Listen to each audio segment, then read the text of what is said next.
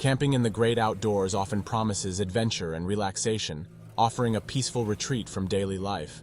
But it's not all sunshine and rainbows. Sometimes nature throws a curveball, a sudden storm, a leaking tent, an animal encounter. Yet, what if these were merely the beginning of something far more bone-chilling? The Kunz family camping experience. In July 2015, the Kunz family set out on their usual camping trip. This time, they chose Timber Creek campgrounds. This decision led to an unforgettable experience. The family members included Vernal Kunz, the father, Jessica Mitchell, the mother, and their son, Dior Kunz Jr.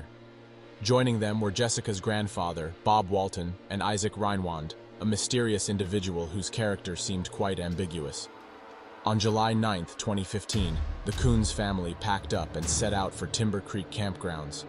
Along the way, they picked up Bob Walton and Isaac Reinwand. They stopped briefly to fuel the vehicle and attempt to grab dinner, but the ticking clock meant they had to forego the meal to reach the campground on time. As they arrived, the night was heavy with darkness. Vernal and Jessica wasted no time setting up the campfire and pitching the tents, with young Dior lending a hand. Once everything was in place, the group retreated into the night. The next morning, they woke early and enjoyed a day of leisure, unwinding from the previous day's journey.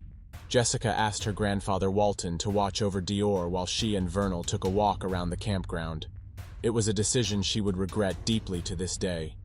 This was the last time Dior was seen. Around 2 p.m., while Vernal and Jessica were out fishing with Isaac, they suddenly realized Dior was missing. The fun atmosphere at the campground turned to fear and panic as other campers joined the search for the young boy.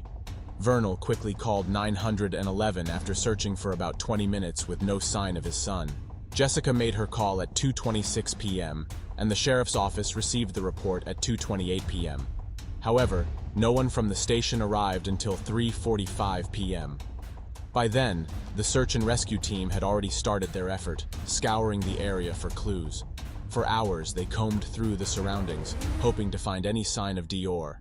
The search extended over 2 weeks, with every resource at their disposal: helicopters, K-9 units, and more put to use.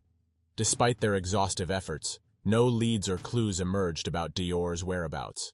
In January 2016, the county sheriff's office made a shocking announcement.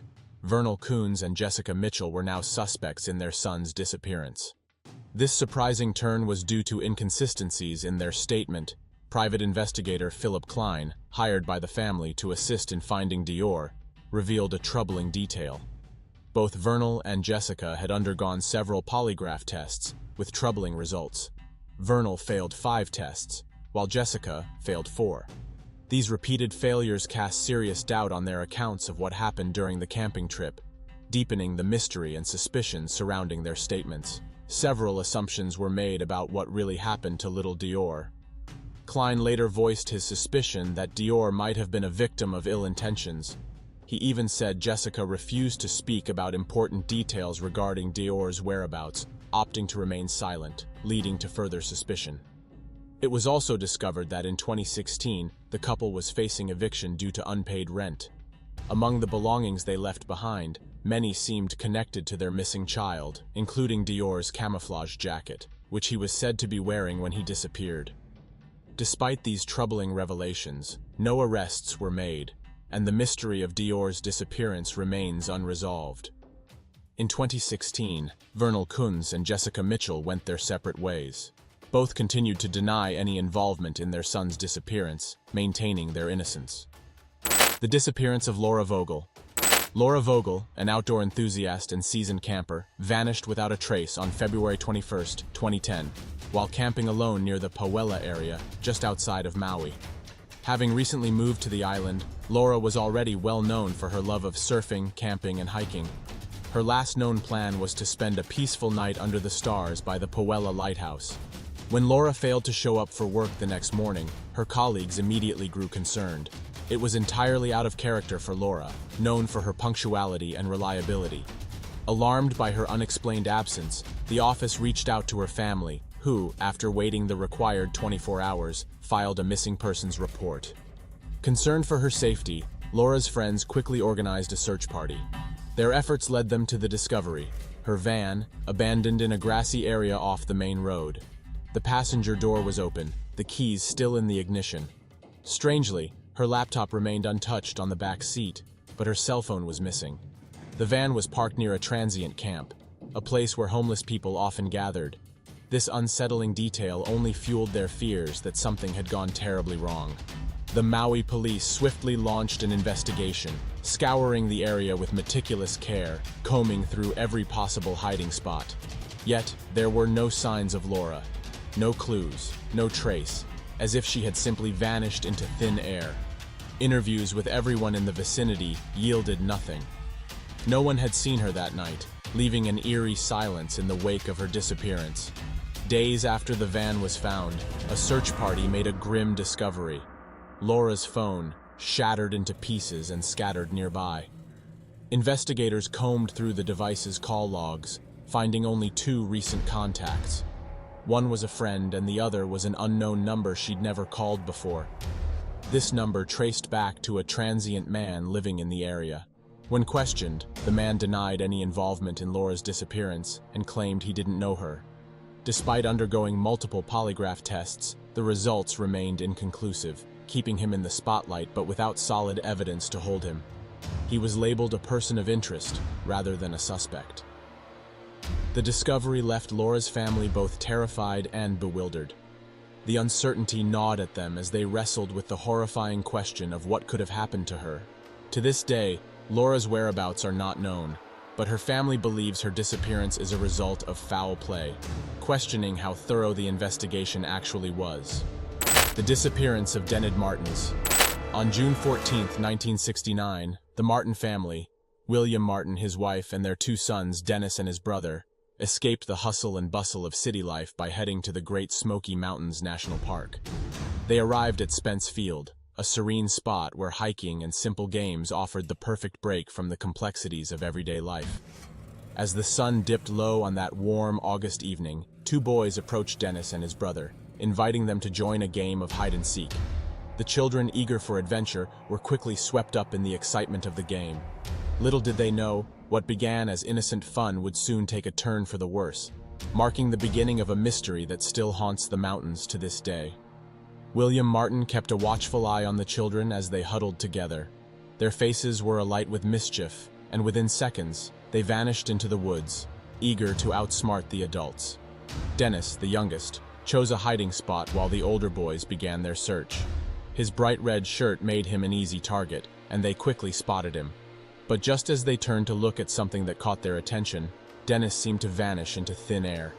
When they returned to where he had been, he was nowhere to be found. Alarmed, William began calling out for his son, his voice echoing through the trees. Meanwhile, about 8 kilometers away, Harold Key and his family were enjoying a peaceful stroll through the woods. Their serene walk was abruptly interrupted by a chilling scream that shattered the silence. Startled, they paused, glancing around in confusion. Then, out of the corner of their eyes, they noticed a dark figure lurking in the shadows, adding an unsettling edge to the already tense atmosphere. The entire camp soon joined the search for Dennis, splitting into multiple groups as the daylight faded. With darkness closing in, the urgency grew, and the search intensified. By 8:30 p.m., they had attracted the attention of park rangers, who quickly joined the effort. William Martin, voice trembling with fear, called the authorities, reporting his missing son. Even as a fierce storm rolled in, the search continued, undeterred by the driving rain and howling winds. The determination to find Dennis only grew stronger as the night deepened. On June 15, 1969, a group of searchers gathered to plan their approach for the day. Though exhausted from days of relentless searching, their determination hadn't waned. Now, spread out and scouring the terrain, over 240 people were united in their mission to find Dennis. But as the days dragged on, the once burning hope began to dim, casting a shadow over their efforts. Various theories emerged about Dennis's disappearance. He may have gotten lost and been unable to survive, fallen victim to a wild animal, or been abducted, as suggested by the screams another camper heard that day. Despite extensive efforts involving multiple search parties, Dennis was never found, and the intense search eventually came to an end. Missing Garrett Bardsley. On August 12, 2004, a regular family vacation turned into a nightmare that would haunt them forever.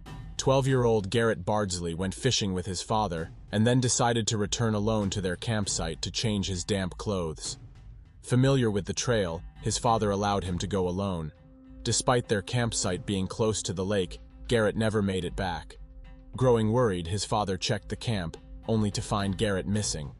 None of the other Boy Scouts had seen him either. Alarmed, the father quickly raised the alarm, triggering a massive search operation. Hundreds of official and unofficial search teams joined the effort, which continued relentlessly into the night of August 21st, 9 days later, with no sign of Garrett. Despite all their efforts, the search yielded little more than a pair of Nike socks found among a pile of granite rocks. After 9 days, the official search for Garrett was called off. However, friends and family, clinging to hope, continued their relentless search, determined to find the missing boy. Garrett's disappearance quickly captured the attention of media outlets, highlighting the critical need for child safety. Despite extensive speculation ranging from wild animal attacks to possible abduction, the exact fate of Garrett remains a mystery. His case continues to draw attention, underscoring the importance of vigilance and safety measures for children. The disappearance of Chelsea Grimm. This is Chelsea Grimm, a woman from California who has been missing since September 2023. She was last seen in Arizona during a cross-country road trip. The reasons behind her disappearance remain blurry, and her case is still classified as missing. The reason for her road trip was to attend a wedding. Her only company was her pet lizard, but she was okay with it. She began this journey on September 24, 2023. Although she initially planned to take a plane, the airline refused to allow her pet on board, so she had to choose the alternative option of driving instead. On September 27th, she arrived in Arizona, where she met her sister and a friend. However, something strange occurred. She canceled her dinner plans with the same friend. Later that day, she was seen at a motel in Seligman. People who observed her described her as disorganized, especially when she attempted to pay with euros in America. Chelsea called her parents, informing them that she wouldn't be able to attend the wedding. She explained that the trip was taking longer than expected and mentioned that she planned to camp nearby before returning to California. On September 28, 2023, her car was found by the police near a war memorial.